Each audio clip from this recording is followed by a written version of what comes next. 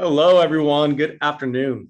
Welcome to our Wednesday webinar at 1. My name is Brian Martinez, and today we'll be discussing due diligence and evaluating note investments. This is a hot topic, due diligence on notes. We get lots of questions on this, so this is why we like to bring this topic back to our audience, so that way they have that opportunity to ask our guest speaker any questions on any due diligence or just notes in general, and using self-directed IRAs for these types of alternative investments.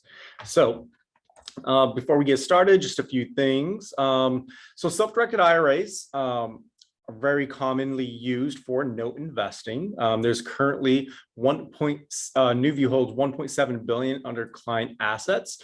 Now, the number one asset clients do buy is real estate, but note investing is probably the second most common asset that we see our clients purchasing. NuView's been in business since 2003, and we have about 12,000 active clients at the moment, and we're still growing tremendously. So what is a self-directed IRA? Well, self-directed IRAs, it's the power of giving you the opportunity to control your alternative investments. You don't have to limit yourself to the stock market. You're able to do other things with your IRA, like buying real estate, do private lending, buying mortgage notes, tax liens, and a variety of other assets. And self-directed IRAs have actually been around since the 1970s, but not very many people know about self-directed IRAs. So if you're a current client, talk to your family, your friends, let them know these cool things that you're able to do with your IRA, because I guarantee they don't know about it unless you tell them. So there's some common plans that I'm gonna go over really quick before we give it over to Fred, who will be doing our guest speaking today. So Roth IRAs, very common right now.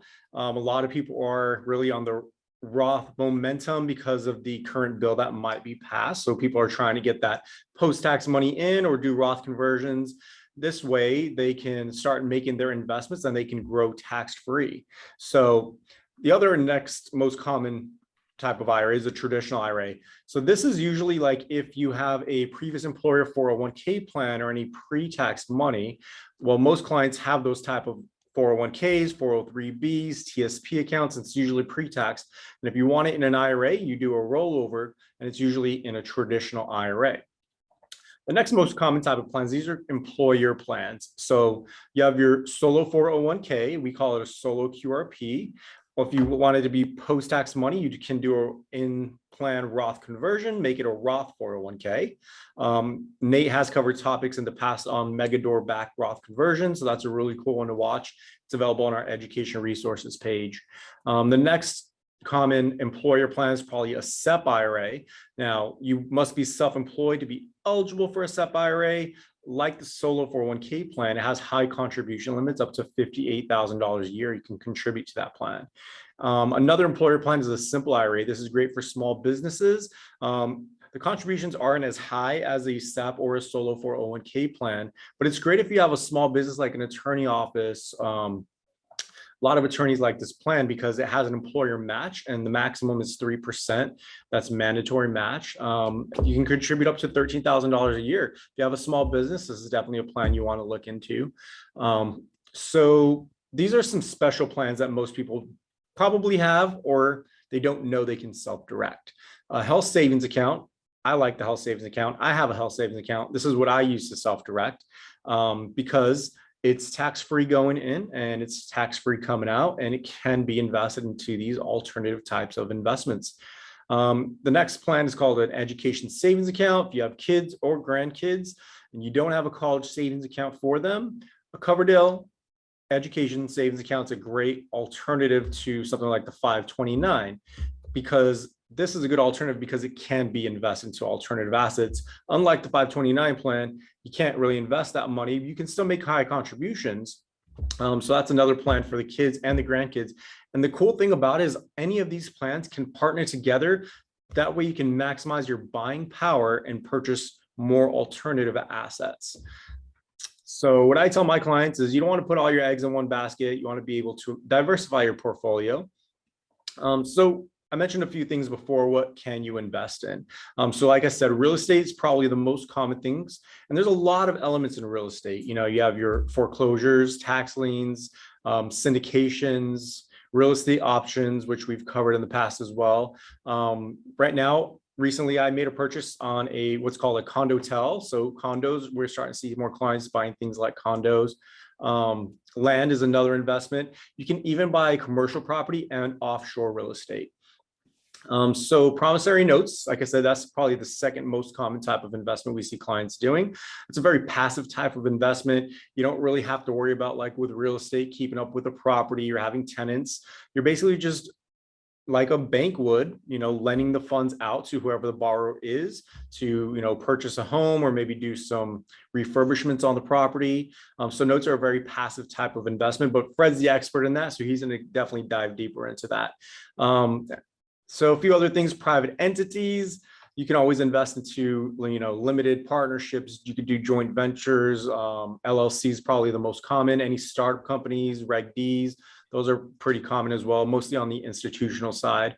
And the cryptocurrency is pretty popular right now. I don't know if you guys were watching, but Bitcoin shot up this past week. I wish I wouldn't have cashed mine out 2 weeks ago, but it's one of those things. It's a hot trend. It's kind of up and down, similar to the stock market, but I don't think it's going anywhere. Always, before you make any investments, you want to do your due diligence, make sure it's the right investment for you. Talk to your accountant, CPA, a financial planner, whoever you need to before you make any investments, of course. All right, so I'm really happy to introduce our guest speaker. He has spoken for us in the past. His name's Fred Moskowitz. So by popular demand, we asked him to come back and do another presentation for us. He did send me his book. If you haven't read it and you're a note investor, it's definitely worth looking into. It's called The Little Green Book of Note Investing. It's a very easy read. So a few things about Fred. He's a sought out speaker, advisor, and trainer when it comes to a variety of topics relating to starting a business, like becoming an entrepreneur and doing a variety of types of investing in real estate and notes. Fred has positioned himself as an authority in investing in alternative assets, building wealth, especially using self-directed IRAs. So I'm really happy to bring Fred on. Hey, Fred, you with us? Hello, Brian. Yes. Thank you so much for joining today. Great to be here. Great to be here. Thank you so much. And I appreciate the overview of the different accounts that you went over in the beginning, and I love the two on the right, the HSA and the Coverdell. They're the ones that people know the least about, and they can be so powerful. And I love that you took a few seconds to highlight those. And I encourage everyone, learn about that. Learn if those are appropriate for you. They're so powerful, and that would be well worth an investment of your time and effort to get up to speed on those. Yeah, no, I agree. So go ahead and tell us a little bit more about what you're working on, and then we'll go ahead and dive deeper into, the topic we're going to be covering today. Great. Absolutely. So my main focus is note investing, and something I get asked all the time from investors that I meet always ask about due diligence. How do you go about doing your due diligence, whether you're investing in a note or whether you're investing as a passive investor in a note fund? There's a lot of things to look at. There's definitely some interesting nuances now with the pandemic and COVID that you need to be aware of, and love to share some of that with everyone that's on the webinar today. All right, awesome. Well, I'm definitely looking forward to it. I know a lot of things have changed since the pandemic, but I think you'll keep us up to date. So go ahead and take it away. Great. So today, going to be talking about doing due diligence when evaluating mortgage note investments. And I'm going to cover, as I said, whether you're investing in individual notes, buying them for your IRA, hopefully for your Roth IRA, if you have one. I think that's the best. I love that approach. Or investing in a note fund as a passive investor. You still have to do your due diligence. There's some different nuances that come into play. But very, very important, very important. Let me make sure my screen sharing is set up here. And one other thing at the end, I'll take some time to answer any questions that people, any of you may have. So you can put them in the chat during the presentation or at the end, and we'll come back to that.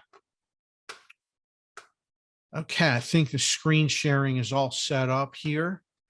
And let's get started. Let's jump right in. So I'd like to start off with, what is note investing, right? Do you know what note investing is? Note investing is, let me put it this way. A lot of people are familiar with notes, a note and a mortgage, right? Whether you've bought a property, whether you've bought an investment property, or your primary residence, or you refinance a property that you own, you have encountered a note and a mortgage, right? And so everyone is familiar with that, with taking out a mortgage on the property, getting that financing, which is a very important part of real estate investing. So everyone's familiar with notes and mortgages from the perspective of being a borrower, where you're the one borrowing the money, and then you sign the promissory note obligating to pay back what you've borrowed plus interest. And the mortgage document is what secures the lender's interest in the property and provides them the security. But what a lot of people don't know is individual investors can be the ones owning the note. They can invest in that note. So instead of just always being the borrower, it's an opportunity to step across to the other side of the aisle and be the one receiving the monthly payments instead of the one making them. And that's what note investing is all about. It allows you to step into the shoes of the bank, and you receive the monthly payments. And another aspect is that your investment is secured by that property. So you have something backing your investment. It's protected by the collateral, which is very important. And that's what note investing is all about. And it doesn't matter whether you originate financing when you sell a property, you do owner financing, or you can buy an existing note that was created by someone else, whether it was an individual or a lending institution. But notes get bought and sold on the secondary market every single day. That exists out there. And for any of us as an investor, we can tap into that and participate in that business. So that's what note investing is all about. So let's talk about the decision whether you're investing in notes individually or in a note fund. There are advantages to both of them, and there is no right or wrong answer. I think this is a very personal decision to think about for each person, whether you invest in a note individually or in a note fund, or maybe a combination of the two, depending on your experience, right? But it really does come down to how much time you have, right? Think about this. Do you want to be active in the notes business or passive in the notes business? If you're active, that means you're going to be putting in a lot of time, a lot of hours doing the work. Note investing, it's a business, it's its own business, and you have to be prepared for that, to put in the work and do that. And this is not for everyone. Some people have a lot of time and they're interested, and that's great. Other people, they may say, hey, I have a successful business already, or I'm a professional in my career and that's my main focus. And so active investing may not be the right fit for someone like that. And instead, passive investing might be better, right? And there's both ways to do it. And with passive investing, the time that you need to spend is very little beyond the upfront due diligence that you do in the beginning. And that's really where the bulk of your time is spent when you're a passive investor. And by passive investing, I mean specifically investing in a note fund that's professionally managed and operated by someone else. That's passive to me. So let's break that down a little bit more, right? I'll talk about active note investing. What does that look like, right? So here are some of the activities that you may be doing as an active note investor. You will be working on note sourcing and marketing for notes, where to buy them, reaching out to potential sellers of notes and keeping those relationships alive and well and thriving. So it's a lot of meeting people, attending conferences, doing marketing, doing outreach, a lot of that. There's no real public forums for notes to be bought and sold. There's some online exchanges that exist, but most of the note business that's transacted, it's through relationships. It's one-to-one relationships that get built between buyers of notes and sellers of notes over time. That's really important. The next aspect is performing your due diligence before you buy the notes, right? Looking at them, evaluating them, looking at the risks that are going to be involved, and whether you have strategies to mitigate those risks or not, and your comfort level. Ultimately, that's what it is. Another aspect is managing all of the service providers, the vendors that you would use as a note investor, right? The main ones are note servicers. A note servicing company is the best analogy I can give you. It's like hiring a property manager for your rental property, except that it's for a note. So a note servicing company, they're going to manage the note on a day-to-day basis for you. This is super important.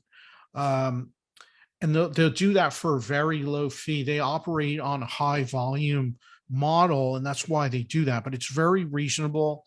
Note servicers take care of collecting the payments each month from the borrower. Then they send the payments out to the lender. They keep track of all the accounting on the note, assess late fees if appropriate. They take care of managing the amortization schedule so that in the event a payoff is requested, they can quickly generate that payoff, send it to the title company for the closing, right? So they do all of those things. And another thing is they handle all the tax reporting at the end of the year, the interest statement that has to get sent to the borrower, as well as any compliance, federal and state compliance, which is needed. There may be disclosures, documentation, letters that have to be sent. They take care of all of that for you. So it's super important. Some of the other vendors that you may be dealing with, attorneys or legal representation. You need to have an attorney for each state where the property is located, so that those are additional relationships that get built. And then also data vendors for doing reporting, whether it's pulling title reports, pulling credit reports, ongoing monitoring, bankruptcy, and different things. These are handled by different data vendors that have access to that information, and they provide your reports as needed. Now, when you're actively note investing, I feel that there's a little less diversity in that your capital is going to be spread out over a smaller number of assets, right? Let's say you may have 100,000 or 200,000 invested in notes. You may have that money invested across 2 to 6 notes total. And that's it. That's your number of deals that you have. That's where your capital is spread out. And I'll talk about with a note fund, you have a lot more diversity, and we'll explain why. I'll get to that next. So active note investing is better suited for anyone that if you have more time, or you have an interest in being hands-on, you've read some of the great books about note investing and came to the decision, yes, I want to do this. I want to roll up my sleeves and get in there actively as a business, then this is better for you, active note investing. So let's talk about passive note investing real quick. Couple of key points here. When this is all around note funds, you invest in a note fund where the fund manager raises the capital, pools it all together from different investors, and then they go out to the secondary market and buys notes in bulk quantity. And there's definitely some advantages there, mainly that your fund operator, their team, they handle a lot of the workload, the sourcing of notes, managing that portfolio, doing the due diligence. They have processes and systems for doing that efficiently and effectively. Now, this is better for anyone that does not have time, or they just don't, if you don't want to be hands-on in the business, however you like the idea of this asset class, then passive investing might be a better fit for you, right? For any of you that they're working full-time in a career profession, or you have your own business, or you're focused on real estate, active real estate investing, then this might be better for you, because you just don't have the time available, or you don't want to be hands-on. So note funds can be a great option. So let's talk about some of your investment goals and objectives. What are some of your objectives when you're getting involved in notes? It's very important to think about that. What is it you want? And the goals you're trying to hit, right? First of all, your time horizon. Do you have a short time horizon or a long time horizon? If you are younger, you have many years, maybe decades away from retirement, you're doing deals in your self-directed IRA, you have a very different time horizon from someone that is within 5 years of retirement age, and they're thinking about, instead of how to grow their retirement account, they're thinking about strategies for drawing it down, right? It's very different perspective and point of view. Next is your risk tolerance. What is your risk tolerance for notes in getting into deals? This will vary for sure with the amount of experience that you have. If you're just getting started, I'm pretty certain you're going to have much lower of a risk tolerance than someone that has been at it for 5 or 10 years and is willing to buy a lot more diverse types of notes that have more risk in them and greater reward, obviously.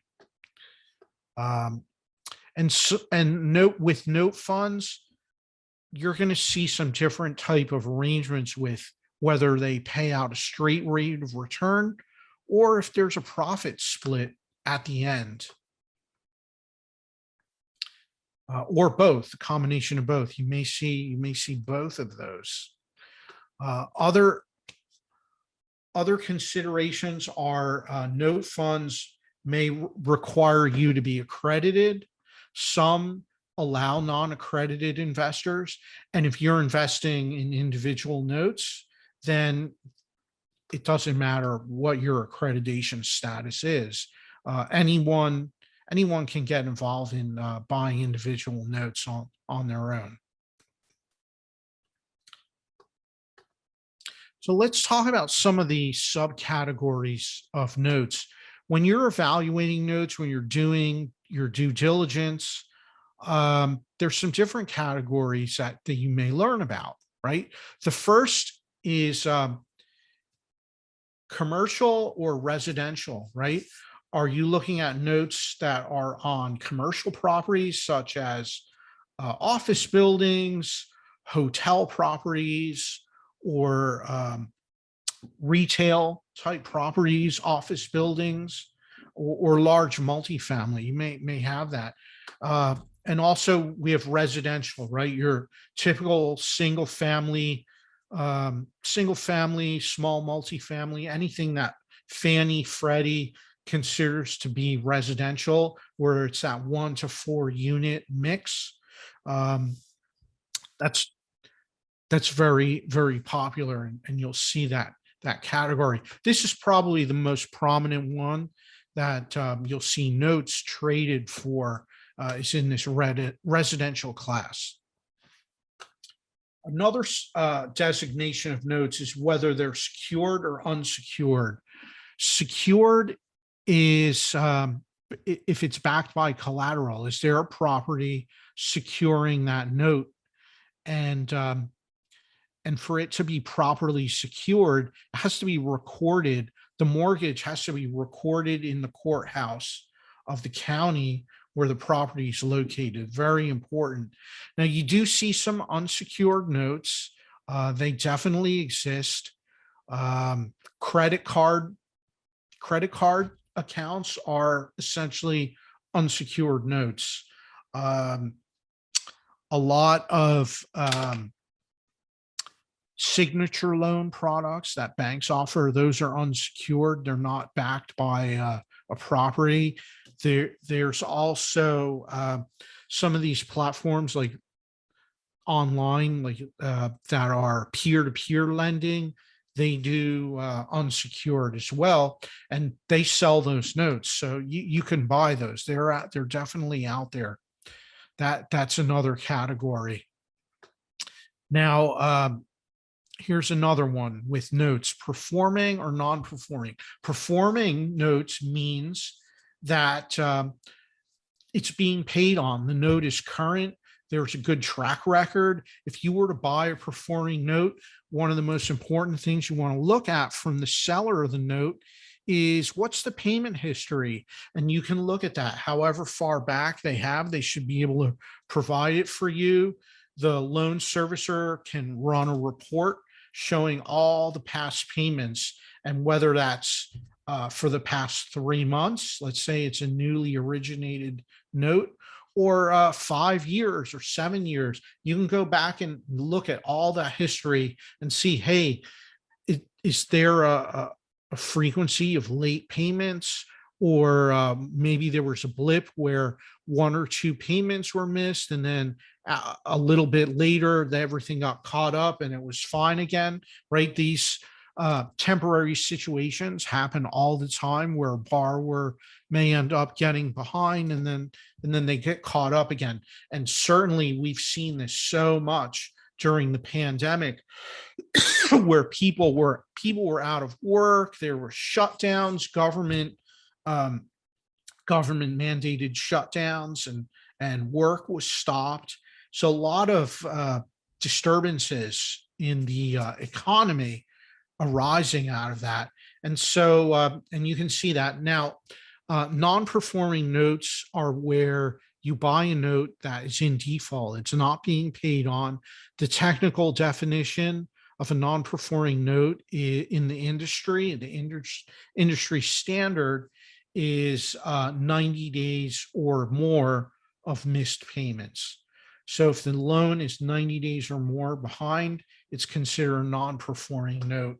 And the pricing on that obviously is much lower than it would be on a performing note. So that really impacts the pricing. So let's talk about some risk management considerations when you're getting into note investing, whether it's individual investing or note funds, right? one thing you want to look at is your geographic diversity of assets. Are you buying notes that are only located in your local state or region? Some people like to do that. That definitely narrows down your options to buy notes. Notes are sold nationwide. And so you're really narrowing down your possibilities. But then again, that may be your comfort level. You're comfortable doing investing right in your backyard where the properties are all around you. You're familiar with the towns and the neighborhoods, and that's what you like. There's no right or wrong answer there. The next consideration, if you're investing in a note fund, this is super important. You want to look into the fund structure and the SEC status of that fund, right? Do they have all their proper filings that they've done? Do they have a properly done private placement memorandum and offering documents for you? So it takes a lot of work. As a fund manager, I know it takes a lot of work to get this set up, to do this, a lot of time and expense. And it's an area, unfortunately, where we see people cutting corners. You may hear terms like, "Oh, we don't have an offering. We'll just do a JV, a joint venture." And I really don't like. I don't like the idea of doing that. A lot of corners get cut, and you can run afoul of a lot of regulatory issues that way, and cause a lot of problems. So I definitely encourage you, if you're considering a note fund, this is a big area to look at. Look at the fund structure, make sure that filing status is done properly, and everything you should be able to check out and verify independently. Next area of risk management is your vendor diversity. Whether you're investing on your own or with a note fund, look at the vendor diversity. Do you use multiple vendors for the same service? It's a business practice that I highly encourage.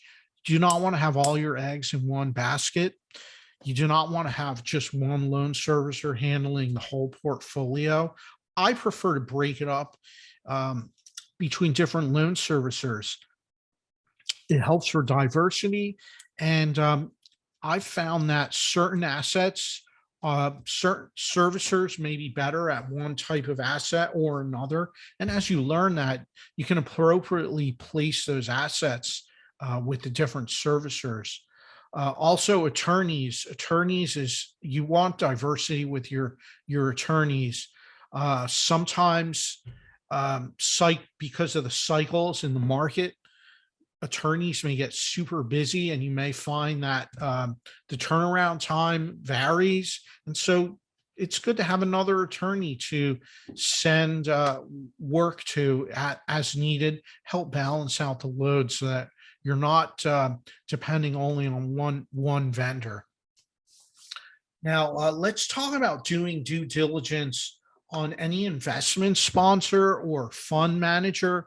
And this can be for any passive investment you're doing in your self-directed accounts, right?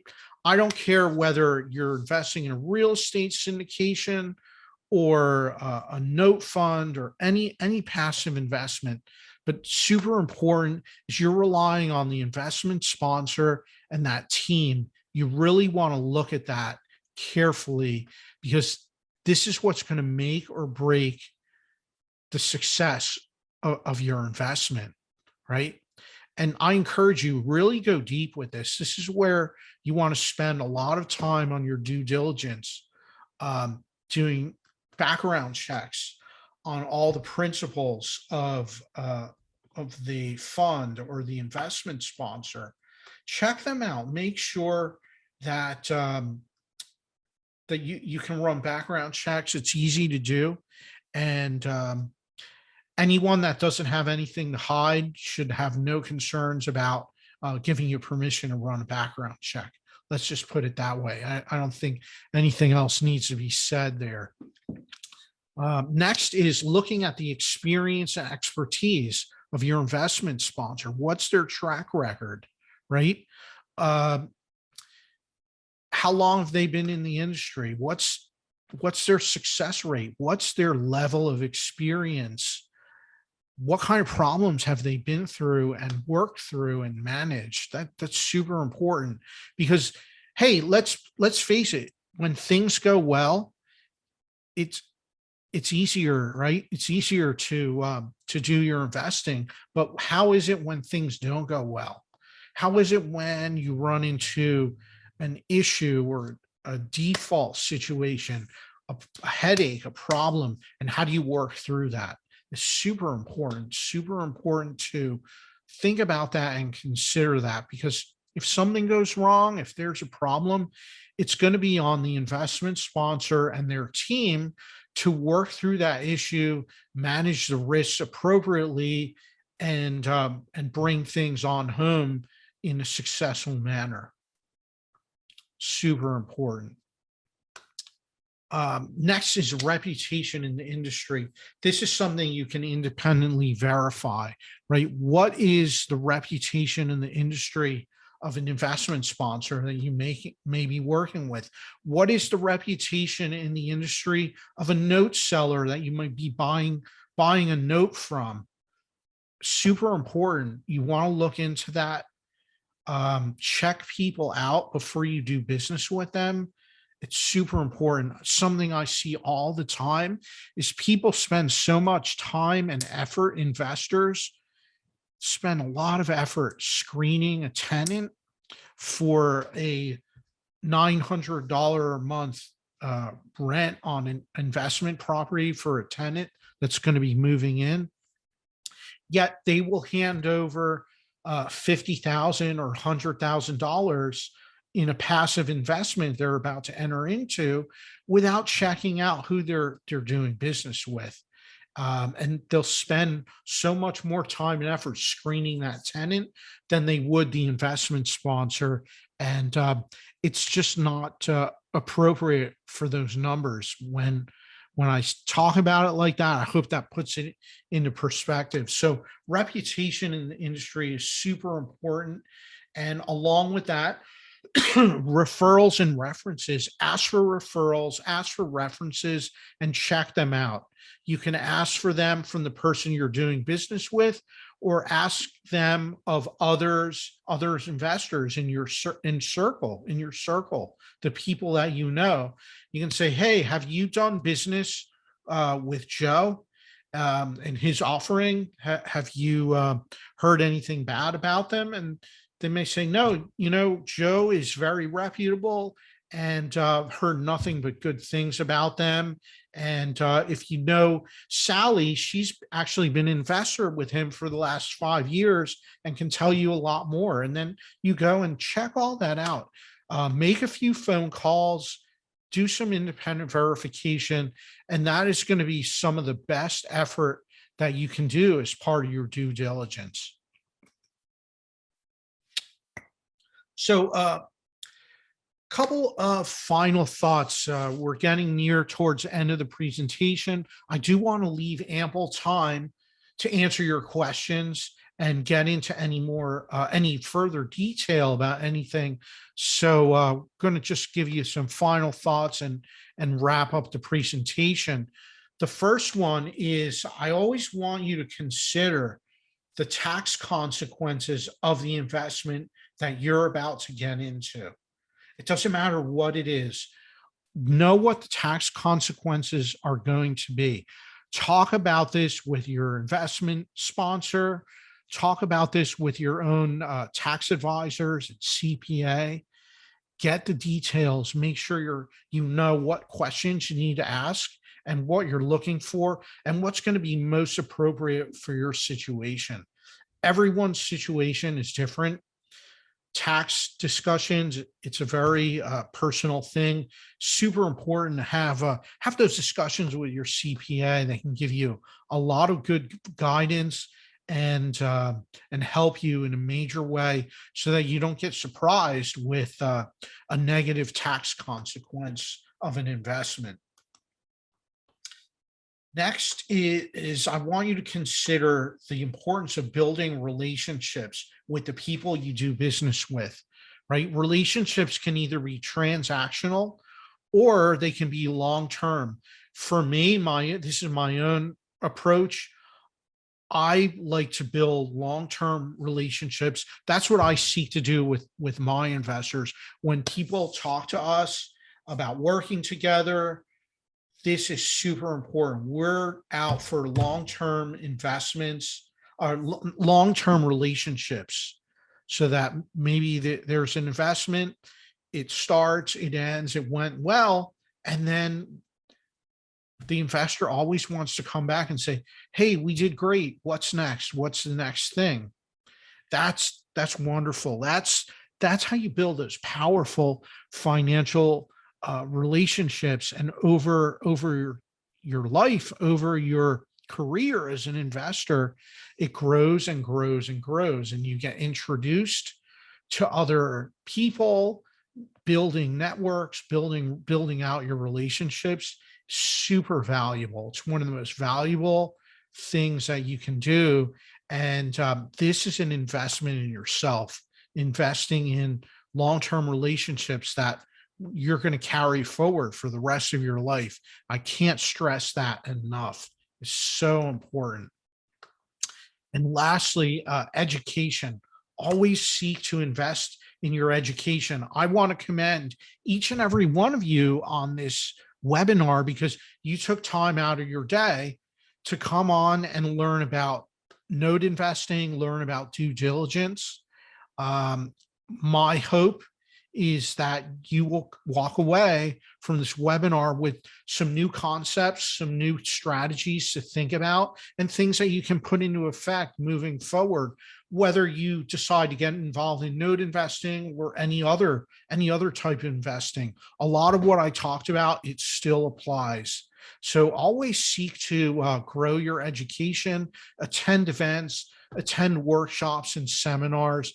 That is one of the most valuable investments that you can ever make, an investment in yourself. As said by one of our founding fathers, Benjamin Franklin. I always love that quote. So here's a couple of resources I'd love to share with you. If you're interested to learn more about note investing, one of the great books that I love is called Invest in Debt by Jimmy Napier. These books, you can find them on Amazon. Jimmy Napier, he's one of, I consider him the grandfather of note investing, right? And this book, he put it out in the late 1980s, and it's super relevant. It gives a great overview. He goes into a lot of detail about how to use a financial calculator, which if you're a note investor, you want to get up to speed on that. And that brings me to the next resource. It's your financial calculator. I recommend using the HP 12C, which is the classic model, but even better, if you have a smartphone, you can install the 10BII financial calculator app on your phone. It's not free. It costs $6 in the App Store. But let me tell you, that is the best $6 I've ever spent. I have that app on my phone. I use it all the time. And you have a super powerful calculator, lets you calculate rate of return on the note, all your yields on your investments. It's wonderful. And so those two things together, the book Invest in Debt, which will teach you how to use a financial calculator, and then getting the financial calculator. If you're going to be doing note investing, definitely get that. And also my book that came out earlier this year, the Little Green Book of Note Investing. It's a great introductory level overview of note investing for someone that's just getting started. Now, one thing I'd like to offer to everyone on this webinar is I have a special report I put together talking about note investing, giving more detail than I've covered today. And if you go to the website giftfromfred.com and register there, we'll send you that special report by email. I'd like to share with you my contact information for anyone that would love to reach out to me. I love connecting with other investors, networking, learning about what you're doing. Happy to answer any questions or just spend more time, because in reality, we don't have a lot of time together today. And that makes me very sad. But what I do love is connecting with other investors. I love hearing about people doing deals in their self-directed retirement account and sharing stories. It's always fantastic. So what you can do is text the word note to the number 47177 and then follow the prompts. And or you can visit my website at fredmoskowitz.com. And I'll repeat again, if you're interested in the special report, just go to giftfromfred.com and you can register there. So at this time, I'd like to open up to questions and answers. And Brian, thank you so much for having me. I love coming on and sharing with the NuView audience, and looking forward to answering some questions. Awesome. Thank you so much, Fred. That was some great information, definitely high level. And the book's a great read as well. I was skimming through it just now. There's a few sections I love, particularly chapter 10 and 11, because you focus a lot on self-directed IRAs. And I think, more people need to learn about this. And, even if you're a real estate investor, notes are one of those things you can also do on the side when you're getting that rental income and it's coming back into your IRA. This might be another alternative asset you could hold in your portfolio as well. Even if you're not a note investor, you're doing other things, but something to definitely learn about. Yeah, absolutely. And so you saw that I dedicated 2 chapters talking about self-directed retirement accounts. I think that it's such a powerful strategy and powerful vehicle that is available to us to use as investors. And the tax benefits are fantastic. Investing in notes, it generates tax liability no matter what. And so when you put that together with the strategy of the self-directed IRA, it's super powerful, and it makes your account grow at much faster rate when it's not subject to taxes. Yeah. Do you ever see people partnering their cash with their self-directed IRAs to purchase notes? Yes. Yeah. See it all the time. People will partner to invest notes, or partner to invest in a note fund so that they can, if they're reaching the minimum amount, they can do that. But it's a great strategy. I also love what you mentioned earlier, which was if you have a HSA and maybe you don't have it too much in there, you can partner that together with cash that you have, or with a different self-directed account, and jointly buy a note or jointly invest in a passive investment. And I love that strategy. Yeah, totally. It gives you more buying power, and part of the note's going to grow tax deferred or tax free. Just depends what type of vehicle you're using, whether it's an HSA, a Roth, a traditional IRA. That's what it's all about, is having that buying power to be able to purchase more of these alternative type of assets. So we do have some questions here. I'm going to go ahead and get started with the Q&A. Okay. Great. Anybody else listening, if you have questions, type them in the Q&A section, and I'm happy to read them off for you. Okay, so the first question: can you recommend any software to use to do due diligence quickly and efficiently? Wow. Yes, I can. So a great piece of software I've found is for analyzing individual notes. It's called T-Value. And what it does is it allows you to run all your calculations on a note on an amortization table, and it's super important because if you're buying a note, you want to match up the present principal balance of the note on an amortization schedule to make sure that if they're in their 120th payment, that the principal balance matches what it should be on the amortization table from when the note was first originated. And if there's any discrepancies, that means that there were some missed payments along the way. And then you want to ask about that. Why? What were the circumstances around that? So that's something to do in your due diligence, is look at how many payments remain. You'll know which payment number you're in on the note according to the overall schedule. Match it up on the unpaid principal balance, the UPB, and just see if it's within reason. But a great software for that is called T-Value. It costs a couple $100. It's pretty inexpensive, but I recommend it for any note investor, and it allows you to calculate rates of return and amortization tables, everything having to do with a note. So that's definitely great. Some of the other things that people may be asking about for due diligence, a lot of the vendors, like the vendors that do credit reporting or title searches, they will allow you to do batch requests. So you put all your note information. Let's say you were looking at a pool of 50 notes. You could put all the 50 notes in an Excel spreadsheet. You do it with their format, send it to them, and they'll give you back all the title reports pulled or all the credit reports pulled. They'll do that for you. And that's really helpful, really some time savers there. All right. Awesome advice. All right. Next question I have for you.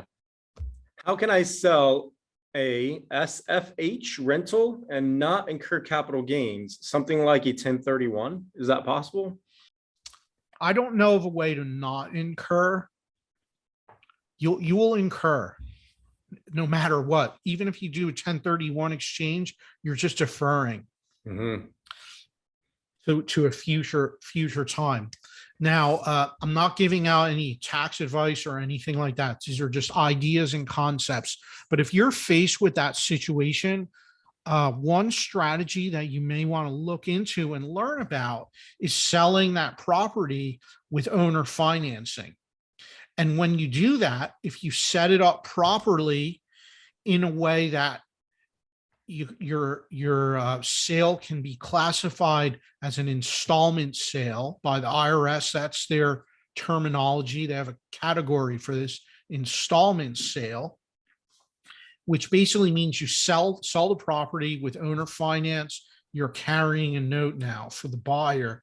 And what that does is it allows you to spread out your capital gain over as many years as the note term is. So if you sold it on a 15-year note, now you can spread out your capital gains over 15 years, and most likely it won't push you up into a higher tax bracket.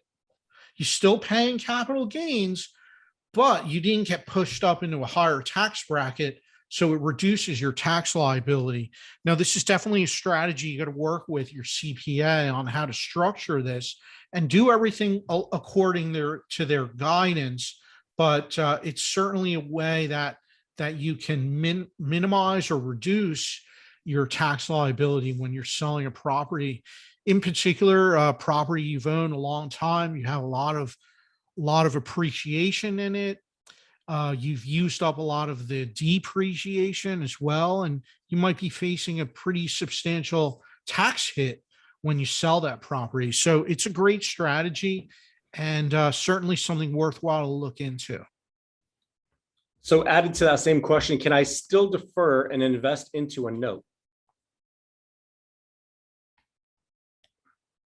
No, I don't believe so. Now, even if you did a 1031 exchange, you have to sell your property, your real estate, and buy into exchange into new real estate. A note is a different asset category, so it won't qualify there. Yeah, that's what I was thinking as well. Even better than a 1031 exchange is buy with a Roth IRA or an HSA because, you know, there isn't capital gains tax. Is that correct? Correct. Yeah, we're not giving tax advice. Remember, we're just sharing knowledge. But what I see clients, a lot of clients that are no investors do is use their Roth IRAs and their HSAs because remember the HSA, you contribute whatever you contribute to that plan is tax deductible. And as you invest in it grows and you start taking it out for medical expenses, it's tax free. But what most clients will do is they just accumulate all their medical expenses over a few years while the money's invested because there's no cap that says you have to claim those medical expenses at the end of the year. You can let them accumulate and then use your own cash to pay those bills. And then when you're ready, say that note, you know, reaches its fruition, you're done with it and you have all those, you know, all the profit from it. Well, now you can cash in all those medical expenses, take that lump sum out. Those medical expenses are already paid, but it's going to be tax free when you take it out. So I see clients using their HSAs more often now, especially for no investors. I love that. Yeah. The HSA is super powerful. And I love the flexibility that you have where you can choose the timing of it. That's huge. Yeah, definitely. So also in your book, you mentioned some conferences and some note investor like associations that people can probably join. Is there any specific ones you can mention? Sure. Absolutely. So for conferences, let's see, there's a couple of really good ones. Paper Source is one I love that takes place in Las Vegas every year. There's also Note Expo. And a third one is the Diversified Mortgage Expo. So those are three note-focused conferences where if you attend, you're going to be surrounded by note investors. Great opportunities to network, to meet other note sellers, note buyers, note investors. A lot of business gets done at those conferences for sure. All right, awesome. All right, I got another question here for you. What are the average annual yields on note investing? So average yields, there is no average yields.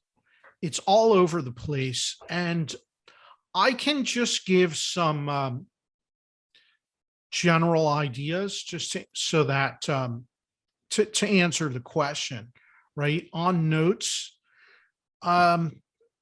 let's say you're looking at a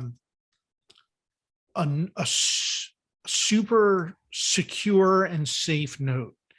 It's in first position. It's on a property that's located in a desirable location. It is well maintained, well taken care of. You go on Google Maps, Street View, property looks beautiful. There's a lot of equity protecting your note. And the credit report of the borrower is good. All of that checks out. That's going to be like a super solid note. There's a good track record. You may get a 6%, 7% rate of return on that. Okay. That might be something typical for that. Now, on the other hand, let's go to the other end of the spectrum. Let's say you looking at a note that's in second position.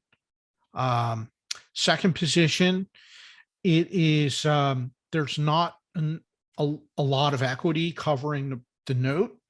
There may be partial equity or none at all. Maybe the payment history is not as good. And the property may be located in a less desirable location, right?